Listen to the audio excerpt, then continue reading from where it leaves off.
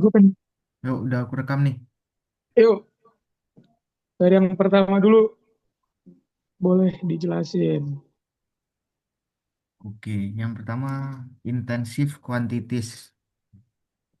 Suaraku aman kan, guys? Mana mana? Mana, man. Oke.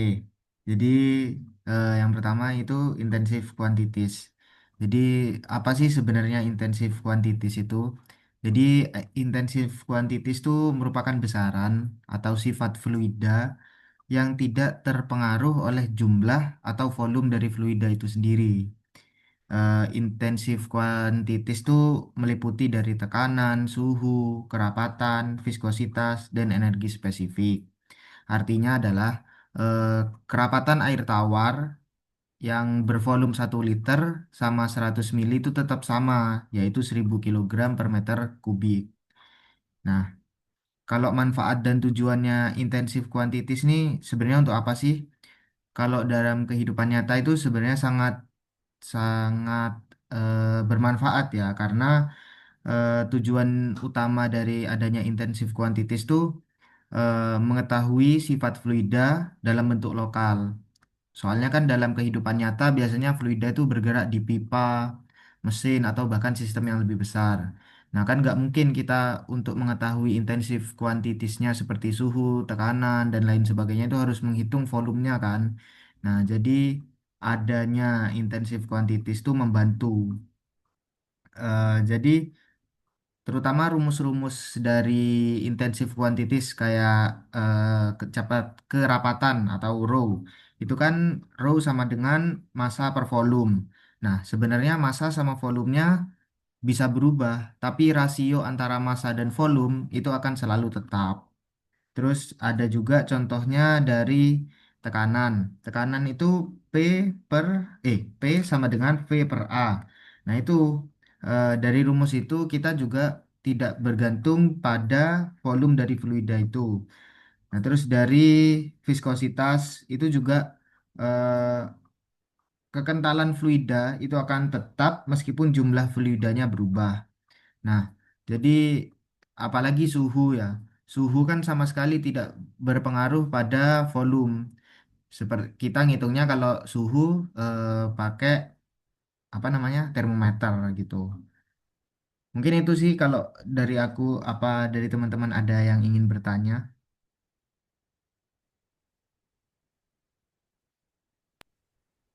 Pis, mau nanya dong, Oke, mau contoh-contohnya ada apa aja sih dari apa tadi materi lu, Pis, tadi? intensif quantities. Iya, contoh-contohnya apa sih? Maksudnya contoh tuh gimana tuh? Contoh maksudnya kayak kan kalau yang kita lihat kemarin tuh ada yang tekanan, pressure, temperatur, terus ada density itu kekentalan gak sih? Ya, Nah ya, jadi biasa ditemuin di mana sih? Apa di dalam pipa, pipa misalnya contoh pipa itu bakal ada kekentalan gitu. nah, itu kita biasanya contohnya tuh misalkan kita pipa deh, pipa di kapal. Nah, dari pipa di kapal itu kan eh, fluida yang dilewati di pipa itu kan tetap harus dikontrol kan, kayak suhu, habis itu kekentalannya, setelah itu tekanannya agar tetap safety dan efisien gitu. Berarti ada standar-standar tertentu ya dari kayak Ya. temperaturnya, terus kekentalannya juga berarti ada standar-standar tertentu yang harus diikutin gitu. Iya benar. Misalkan kita eh, kita crude oil atau minyak mentah itu kan nggak nggak boleh terlalu dingin. Misalkan nanti terlalu dingin nanti kan ya jadi beku minyaknya. Jadi minyak di pipanya itu nggak jalan gitu. Jadi tetap kita ngontrol temperatur sama pressernya. Misalkan masih sesuai ya oke tetap. Tapi misalkan nanti dari temperatur atau tekanannya berubah melebihi batas normal itu akan dilakukan treatment tertentu. Oke, thank you, Pis. Ngejawab. Oke, Rafa.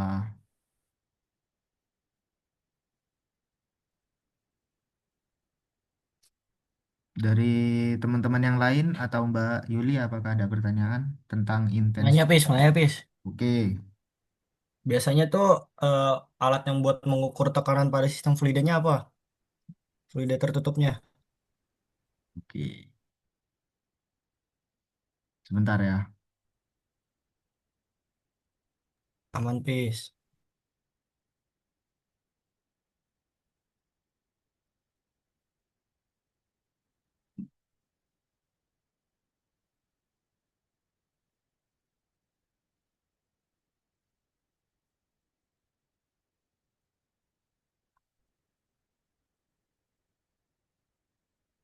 Nah, biasanya tuh kalau untuk mengukur tekanan ya, itu ada beberapa alat. Yang pertama itu ada manometer tabung atau bahasa Inggrisnya YouTube manometer.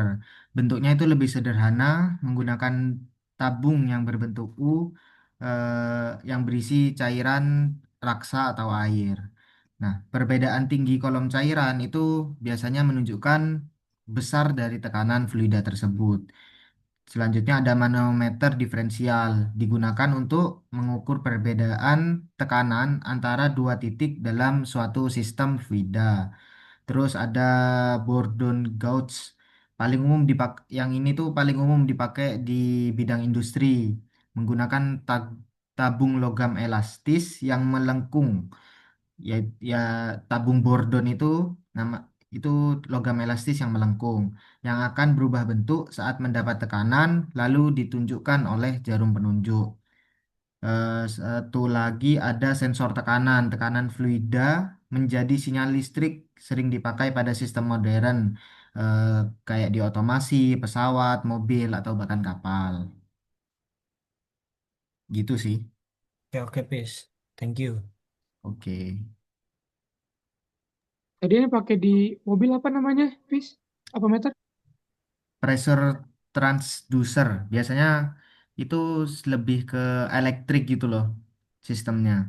Jadi kan Hmm. kalau di mobil-mobil yang canggih lah biasanya meriksa tekanan ban gitu kan sudah ada tuh biasanya di Oh, di iya, anu. iya, Nah, itu iya. pakai eh, tipe kayak gitu pressure Ngerti, ngerti. transducer. Sip. Thank you, Fis. Oke.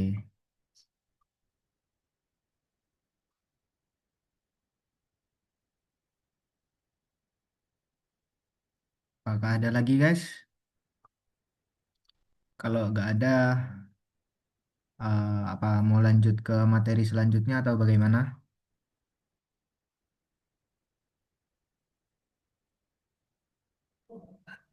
Boleh dilanjut aja. Oke, berarti lanjut ke materi kedua. Materi kedua dibawakan oleh Mbak Yuli ya. Oke, suaraku aman kan? Aman, Aman. Mbak. Aman. Aman, Mbak. Panjang nih. Saya bentar, bentar. Nah, aku kan tadi kan udah disinggung nih viskositas. Nah, aku bagian viskositas di sini. Jadi viskositas tuh kan kayak kekentalannya gitu kan. Jadi kayak seumpama madu sama air tuh kan kekentalannya beda. Nah, kenapa kok bisa beda? Nah, karena molekul-molekul di setiap fluida itu saling bergerak terus bergesekan satu sama lain. Nah, gesekannya itu yang membuat beda. Semakin besar gesekannya itu eh, semakin kental. Jadi semakin tinggi viskositasnya. Kalau gesekannya kecil itu berarti semakin encer. Nah, ternyata viskositas itu apa? Kalau antara di viskositas zat cair sama gas itu beda kalau kena suhu panas. Kalau kalau cair, kayak contohnya minyak goreng itu kan semakin panas itu semakin encer ya.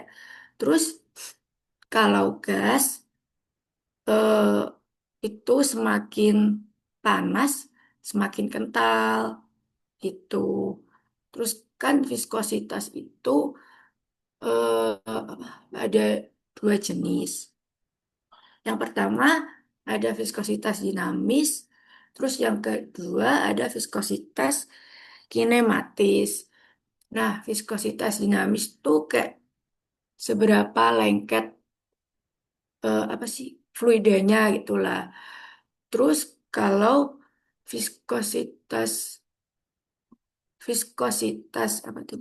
Viskositas kinematis itu eh, kayak seberapa gampang fluida itu ngalir kalau dipengaruhi gravitasi.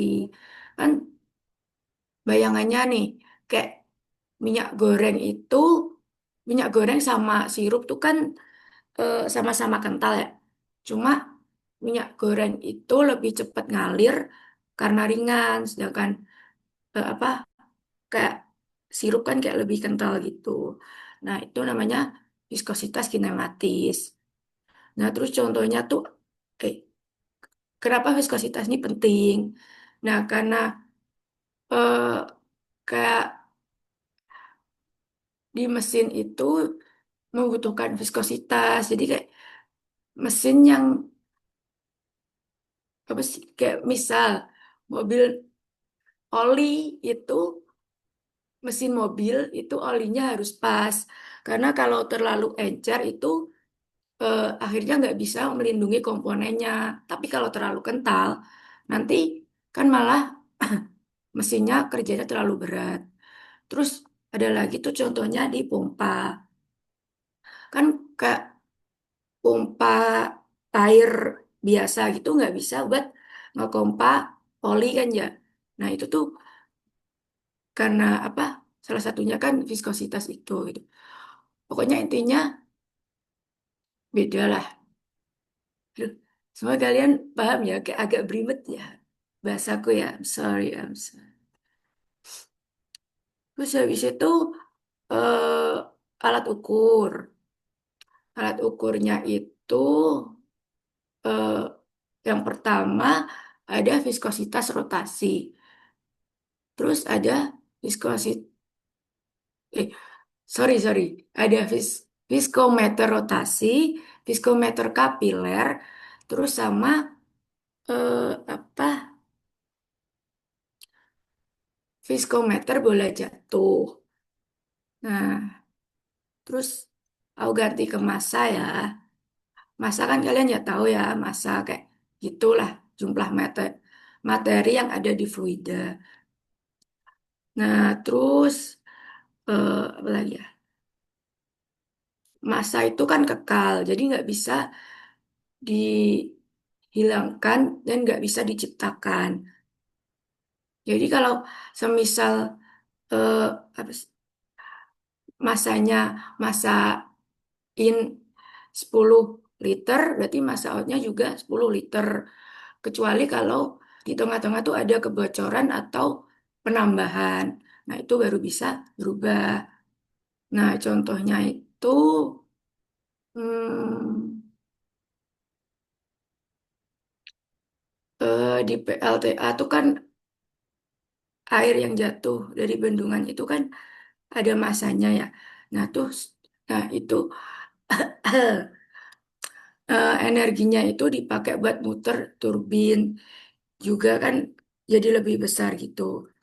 Jadi eh,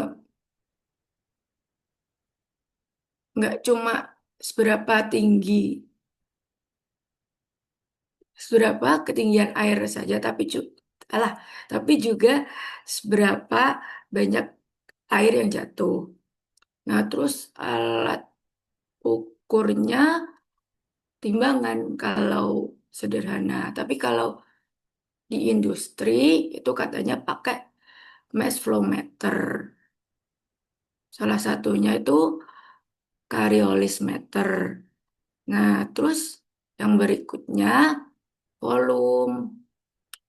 Volume itu ya volume yang s- ya seberapa besar ruangan yang ditempati fluida lah gitu. Jadi eh, kalau fluidanya cair itu volumenya cenderung stabil. Jadi kayak air, minyak, susu gitu kan kayak nggak bisa di apa sih dikompres gitu kan, dipadetin kan nggak bisa ya. Jadi kayak sering disebut incompressible. Tapi kalau gas itu bisa dikompres. Makanya kan kayak eh, tabung oksigen kecil tapi isinya bisa sampai 1000 liter. Nah, terus contohnya itu di bengkel itu kan ada kompresor angin buat pompa ban. Nah, itu tuh kayak jadi semakin besar kompresornya, mesin mesin kompresornya itu ya berarti apa volume tangkinya semakin besar. Kayak gitu sih. Kalian paham nggak sih? Aku selalu berimet ya. Aman sih Mbak. Aman, Mbak, aman. Kalian bertanya kah? Jangan yang susah ya guys. Ya, aku juga belajar. Izin bertanya nih, Mbak. Untuk manfaatnya sendiri kira-kira apa ya, Mbak? Tujuan dan manfaatnya, Mbak. Sebentar ya.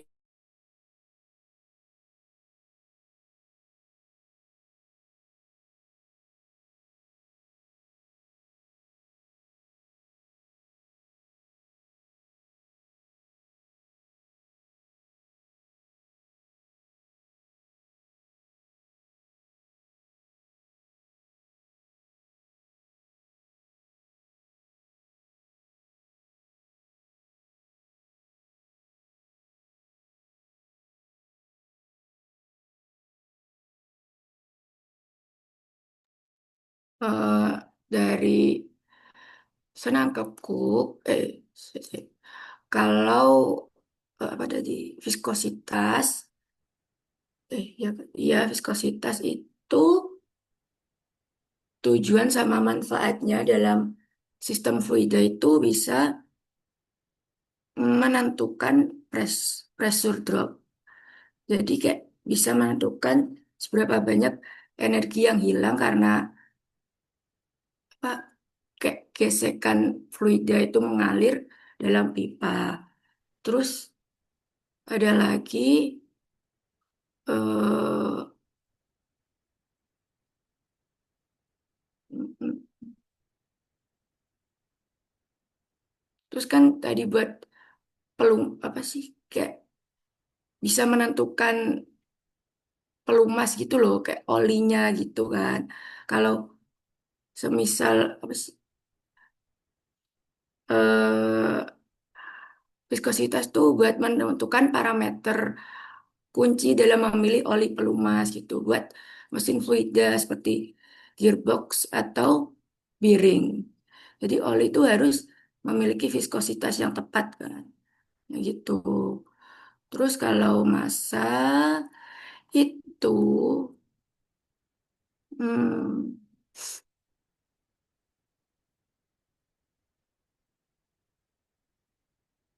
eh,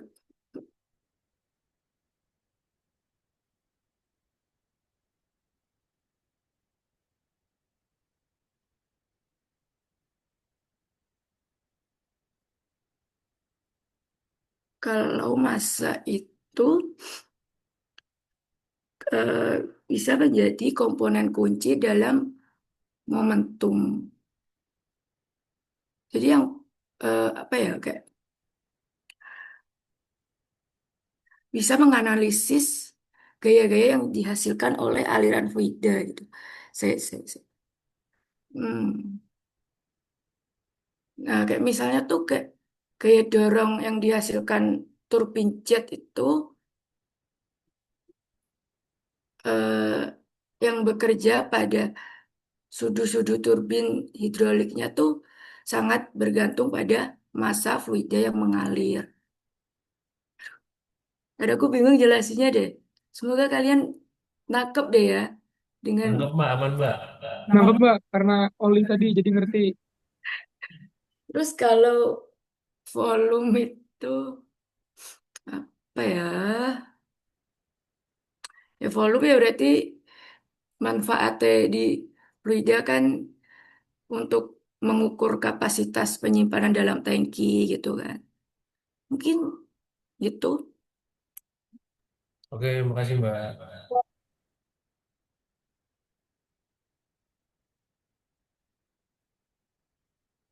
Aman? Aman, Mbak. Aman, Mbak, aman. Oke kan, udah bisa dilanjutkan berarti ya?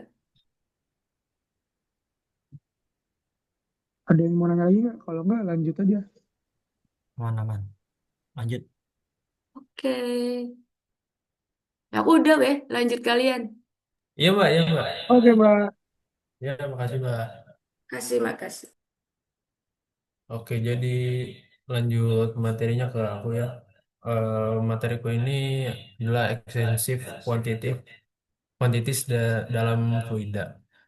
Jadi kalau untuk definisinya sendiri, ekstensif kuantitis dalam fluida itu adalah besaran fisika yang nilainya bergantung pada ukuran, contoh massa, volume, atau jumlah zat dari sistem fluida yang sedang diamati. Nah, dengan kata lain, extensive quantities ini semakin besar jumlah fluida yang dipertimbangkan, semakin besar pula nilai dari besaran tersebut.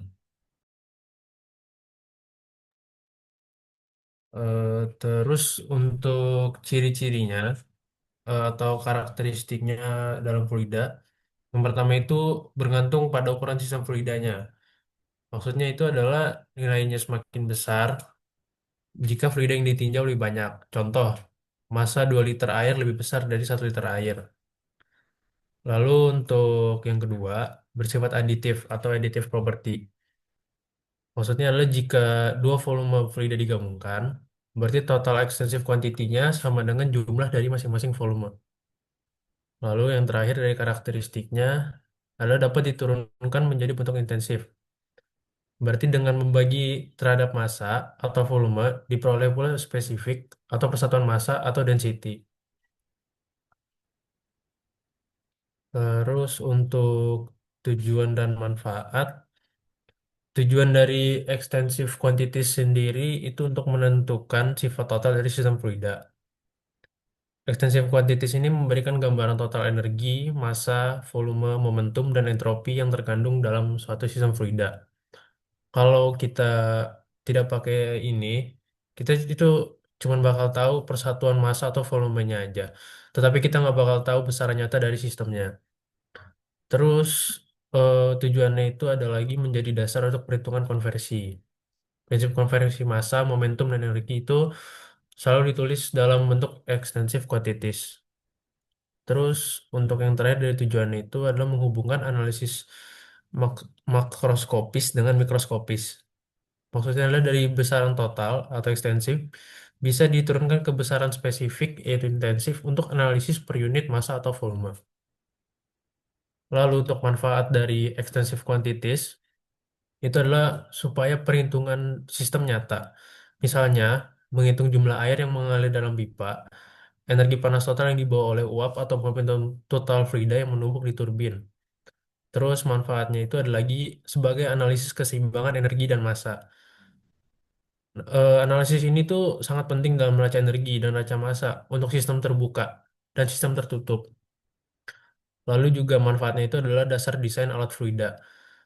Maksudnya itu adalah dalam pompa, turbin, heat exchanger, mesin fluida, kita itu perlu mengetahui energi dalam bentuk total atau ekstensif untuk mendesain kapasitas alatnya.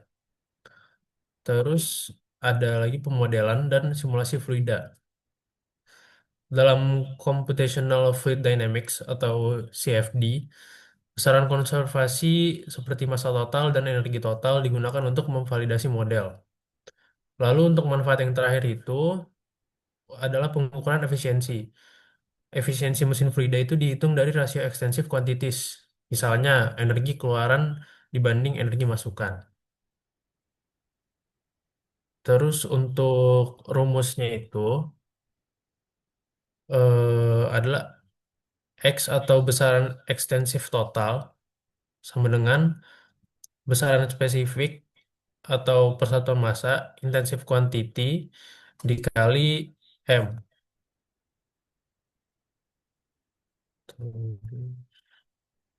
Untuk alat ukurnya sendiri dalam extensive quantities itu untuk mengukur massa fluida atau M itu ada timbangan atau weighing scale untuk fluida dalam wadah. Lalu ada Coriolis mass flow meter untuk aliran fluida langsung.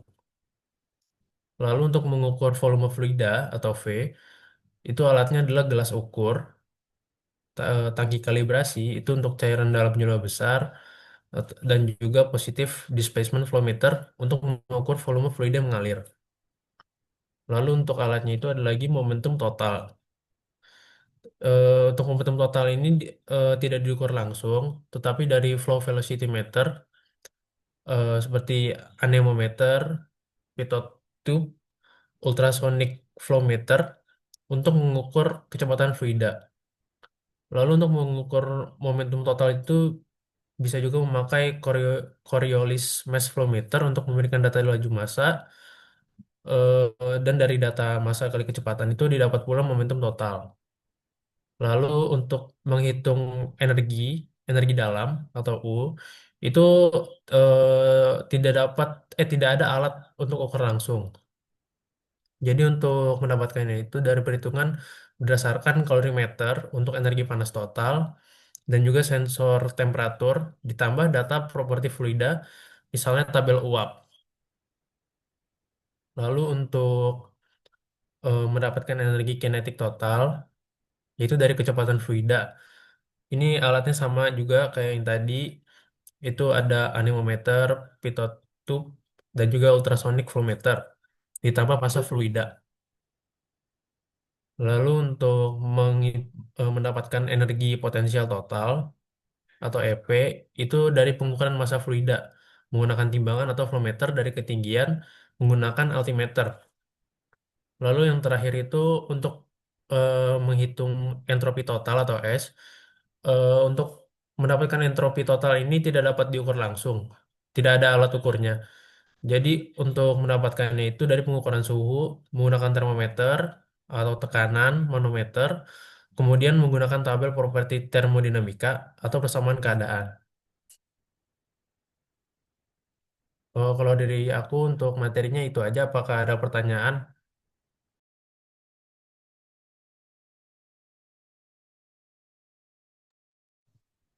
Ji, mau nanya dong, Ji. Boleh. Eh, Tadi apa aja materinya? Apa aja tadi? Extensive quantities ya? Iya kan ya? Kuantitis, betul. Biasanya kalau di kapal tuh, di mana sih Ji, contohnya, Ji? Maksudnya gimana tuh, Rap? Extensive quantities di kapal gitu loh. Kan kalau, Oh, contoh penerapannya iya maksudnya. betul. Oke, sebentar ya.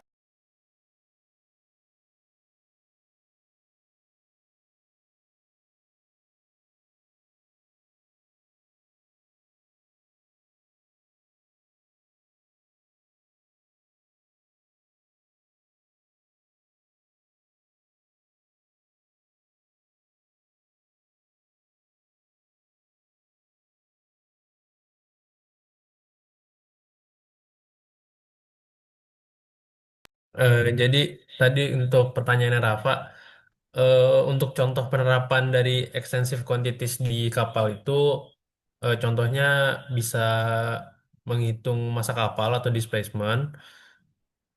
Misal berat total kapal, untuk mencari berat total kapal itu adalah kapal yang tambah muatan ditambah bahan bakar ditambah balas.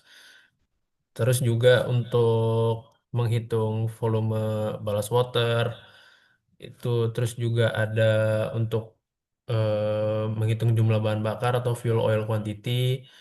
Terus bisa juga untuk penerapan itu pada energi total pada mesin kapal, lalu muatan, cargo weight atau deadweight cargo, dan juga momentum total kapal.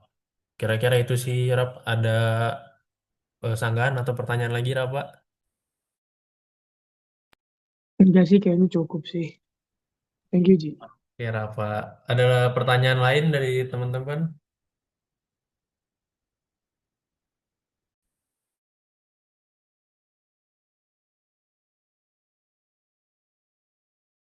Hafiz mungkin atau Adrian atau Mbak Yuli mungkin mau nanya.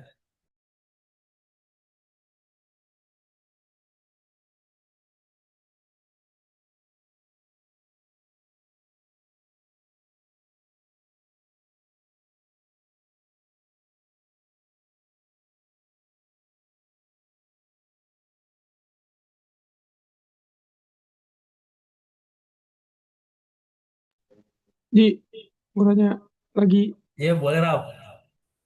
berarti lu ada hubungannya sama momentum dong? Ya nggak sih? Momentum gimana nih Rap? Kan extensive quantities tuh ada energi sama momentum kan? Ya, Berarti lu ada hubungannya sama momentum. Cuma nanya itu doang, ada hubungannya apa enggak? ada sih sebenarnya. Hmm. Oke, oke. Sip, sip, thank you, Ji. Soalnya dia berhubungan sih Rap gitu. Apa aku menjawab Rap? Jawab, jawab. Thank you ya. Oke Rafa. Apakah ada pertanyaan lain? Kalau nggak ada mungkin kita lanjut aja ya. Aman, lanjut lanjut. Oke lanjut.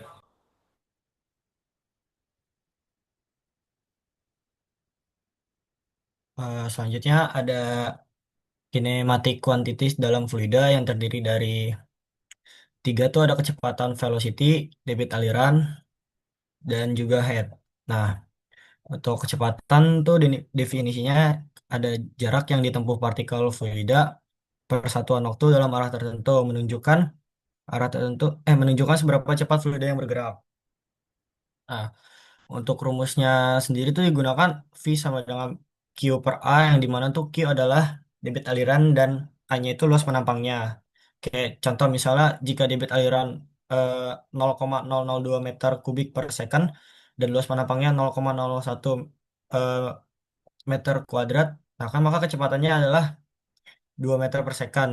Nah, terus untuk tujuannya juga eh, untuk memahami bagaimana sifat aliran fluida dapat diukur dan digunakan dalam analisis maupun perancangan sistem fluida seperti pipa, pompa, dan turbin. Untuk alat ukurnya sendiri tuh ada pitot, flow meter, venturimeter, orifice meter,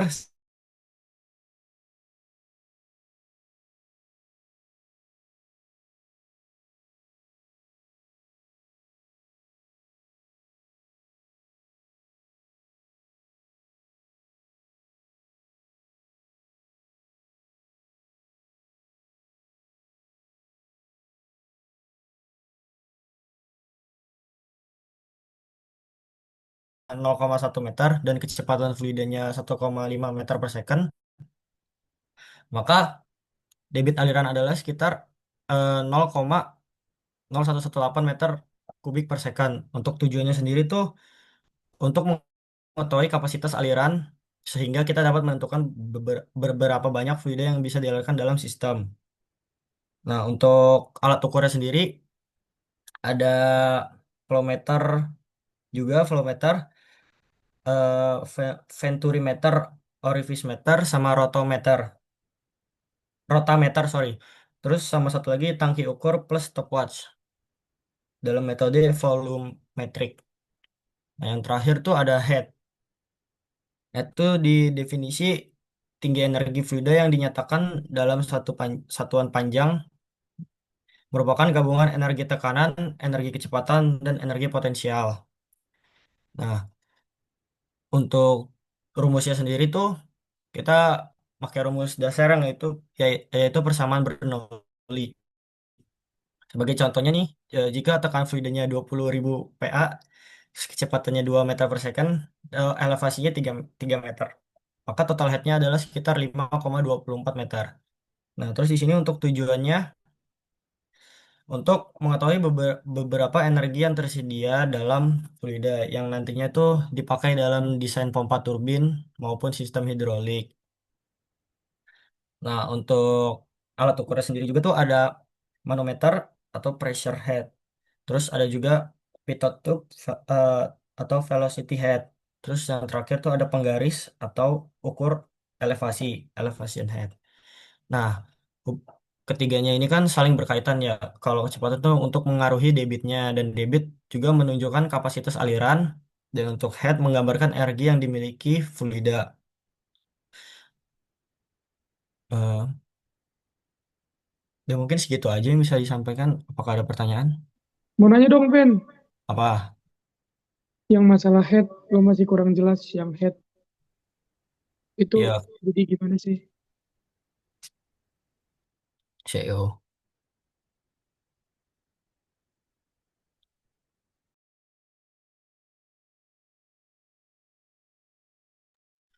Nih, Rap, untuk head sendiri kan menunjukkan energi fluida yang persatuan beratnya tuh bisa dinyatakan dalam bentuk tinggi kolom fluidanya.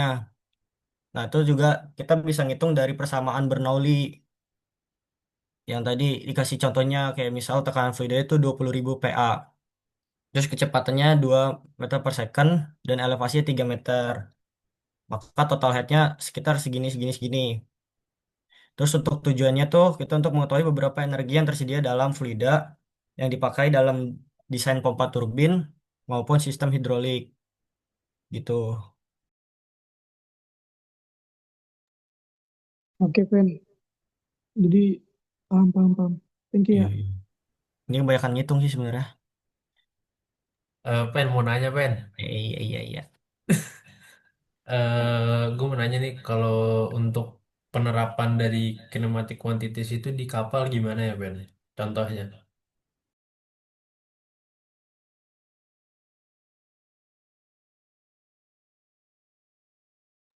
Apa, Ji? untuk penerapan dari kinematic quantities yang tadi lu jelasin itu penerapan pada kapal itu contohnya kira-kira apa Pen? Bentar ya. Iya Pen.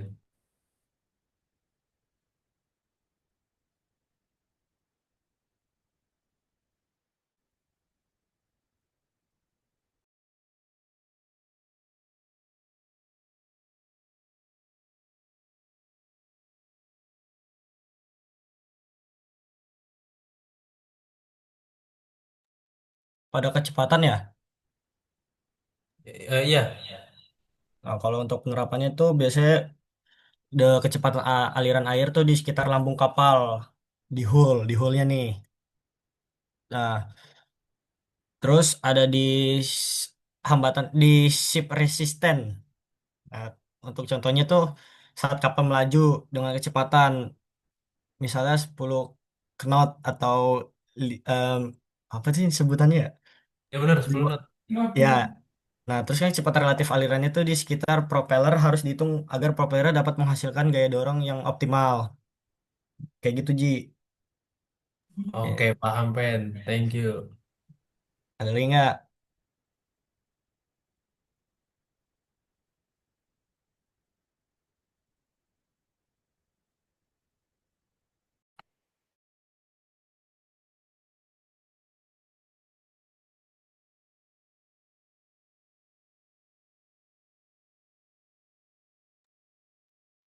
Fahri, Ji, ada lagi nggak? Nggak ada Adrian.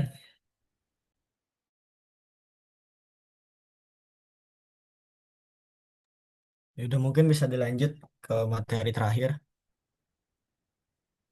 Udah, aman nih. Aman, aman, Nggak aman. serap. Lanjut berarti ya.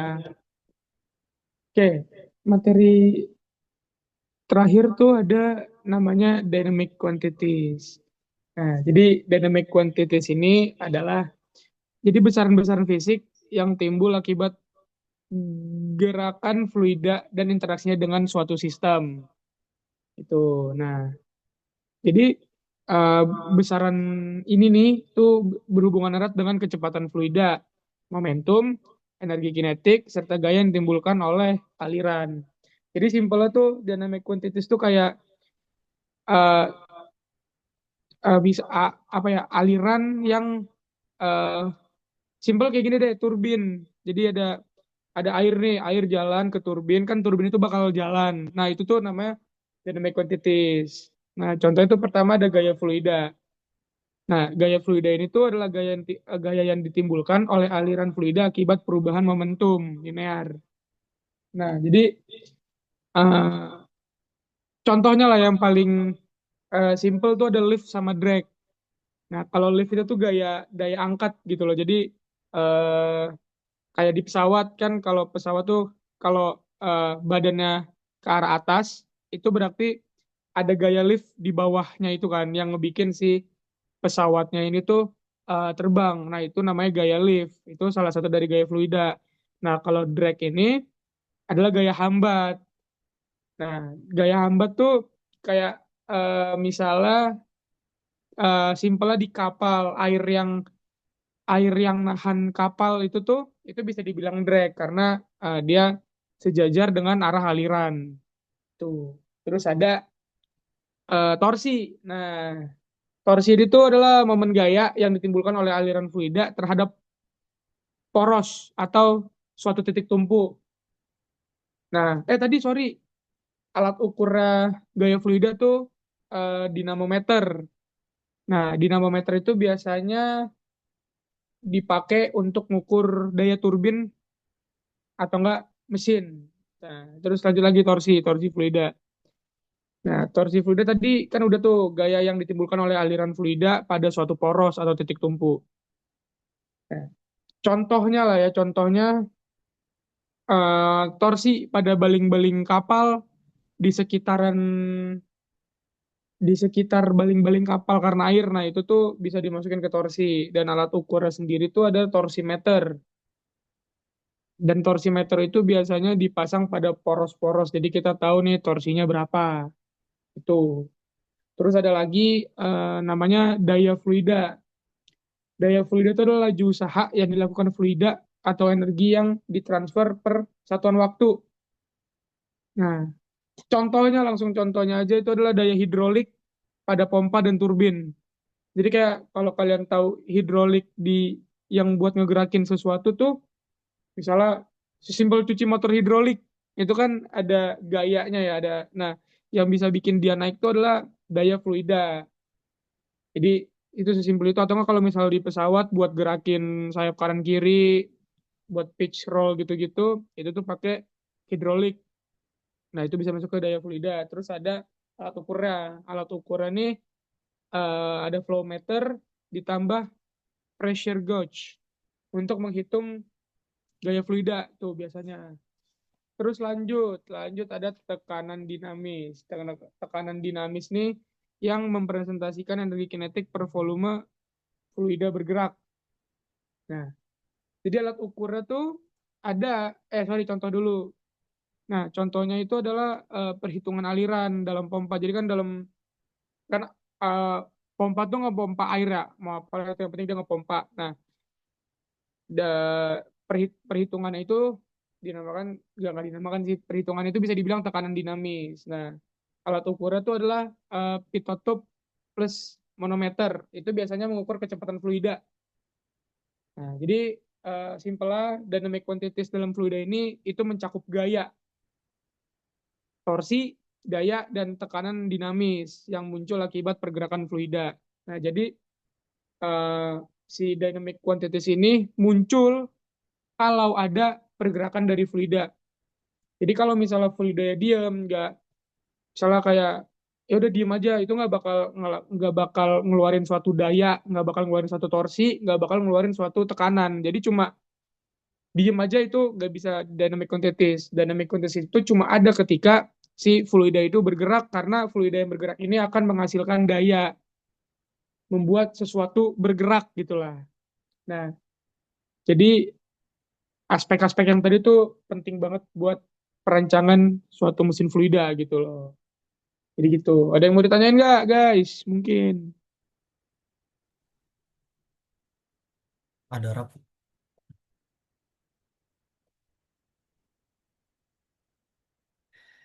Ada nih yang gaya dulu ya. Coba Boleh. jelasin rap gaya aliran fluida dan sebutkan contoh penerapannya pada kapal. Gaya apa? Gaya pada aliran fluida dan sebutkan contoh penerapannya di kapal. Oke. Terus pertanyaan kedua, Banyak nih pertanyaannya. Boleh di ngapain aja? torsi, ini di torsi. Ya, boleh. Apa hubungan antara torsi pada poros propeller kapal dengan gaya dorong yang dihasilkannya? Oke, terus ada lagi nggak? Apa? Ada lagi nggak? Atau udah itu aja? Udah dua aja. Oke. Tadi gaya fluida ya. Tadi kan udah dikasih contoh kalau misalnya aliran fluida yang berpengaruh di kapal tuh adalah drag tadi. Jadi kan kapal jalan nih. Kapal jalan, misalnya set jalan, terus ada Kan air itu kan bukan benda yang padat ya, benda yang cair, tetapi air itu bisa apa sih namanya? Bisa menghambat suatu gerakan kapal. Itu namanya drag tadi, itu gaya fluida. Nah, terus tadi pertanyaan lu apaan Pen tadi Pen? Ulang yang Apa pertama. hubungan antara torsi pada poros propeller kapal dengan gaya dorong yang dihasilkannya? Oke, gini. Eh, Biasanya sepengetahuan saya, aku itu tuh torsi makin gede torsi sebuah ini kalau di mobil ya, makin gede torsi di mobil itu berarti makin gede putaran yang ada di awal gitu loh. Nah, jadi Ya, mungkin pada kapal mungkin makin gede torsinya kapal, berarti makin gede juga putaran si baling-balingnya. Jadi si baling-balingnya itu kalau misalnya torsinya makin gede, berarti eh, dia punya tenaga yang cukup kuat buat ini. Jadi kalau misalnya torsinya kecil, dia nggak sekuat itu buat ngegerakin si kapal gitu, Pen. Ayo tanya lagi dong. satu lagi. Rap, apa perbedaan tekanan statis dan tekanan dinamis dalam fluida yang bergerak? Apa? Ulang, Pen. Nggak Apa kedengeran. perbedaan tekanan statis dan tekanan dinamis dalam fluida bergerak? Berbeda. Oke, oke. Tekanan statis dan tekanan. Dinamis.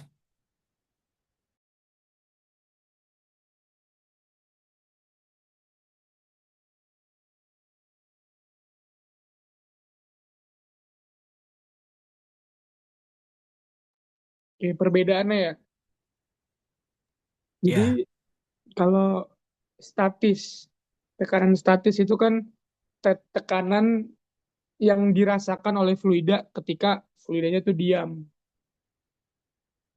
Nah, kalau tekanan dinamis itu adalah tekanan dinamis itu eh, tekanan akibat pergerakan fluidanya itu sendiri, Pen. Gitu loh. Ngerti nggak? ya ngerti. Dah. Gini deh, gua kasih contoh. Aku kasih contoh nih. Kalau tekanan statis itu ban. Itu kan dia udah tuh tekanan yang diem dong dalam ban. Iya, iya. Nah, ya udah dia nggak kemana-mana kan, cuma dalam ban. Nah, itu tekanan statis. Nah, kalau tekanan dinamis tuh sesimpel naik motor, ada udara nih, shoot, ke muka. Nah, itu tekanan dinamis bisa dibilang. Itu. Oke, oke, oke. Dah. Udah Ada cukup. lagi nggak? Udah, Mas dah. Rezi, Coba Mas Atik, Reji, dari Reji, Lili. Reji tuh. Reji.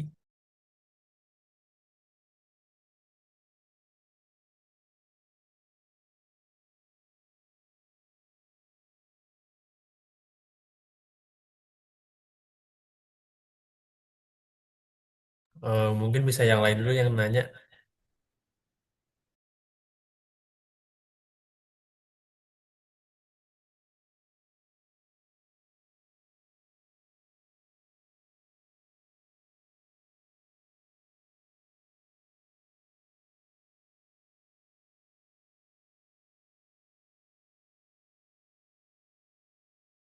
Mungkin dari yang lain nih mungkin masih belum jelas apa gaya, apa torsi gitu. Mungkin bisa aku jelasin ulang lagi kalau misalnya mau. Aku paham sih, aman. Oke, Pis. Gelap. Dah.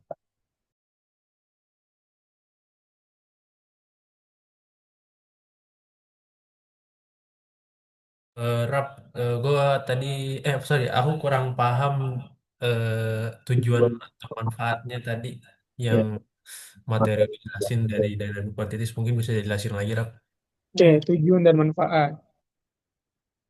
Oke, kalau eh, apa ya manfaat sama tujuannya ya? Kalau mungkin kalau dari gaya dulu deh. Kalau menurut aku manfaatnya kita tuh dengan adanya gaya fluida, kita tuh bisa ngukur gaya pada turbin. Jadi kita tahu nih gaya yang dibutuhkan turbin nih.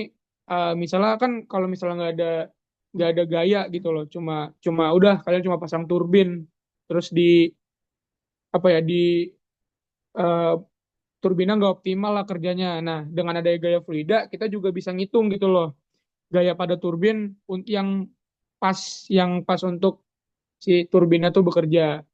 Terus kalau dari torsi sama juga. Kalau misalnya cuma kita pasang asal-asal juga nggak ada ini. Nah, dengan ada torsi itu kita tahu berapakah torsi yang dibutuhkan untuk misalnya torsi pada propeller kapal. Nah, jadi kita tahu tuh itu itu Ji, paham nggak? Oke, paham banget, Rap. Thank you, Ji. Terima kasih. Mungkin yang lain ada yang mau nanya ke Nih, Rap. Rap, Silakan. untuk alat ukur tekanan statis dan dinamisnya apa aja, Rap? Apa pen tekanan alat tekanan ukur?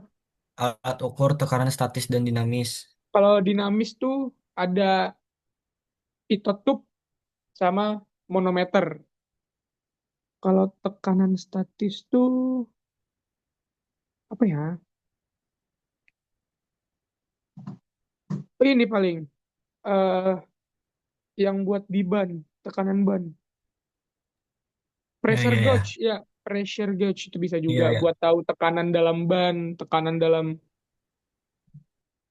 pipa, itu tuh buat statisnya. Kalau dinamisnya tadi ada manometer gitu. Ada lagi.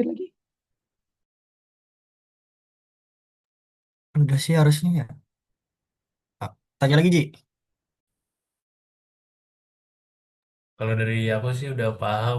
Mungkin yang lain ada yang masih belum paham. Habis mungkin. Aku aman sih.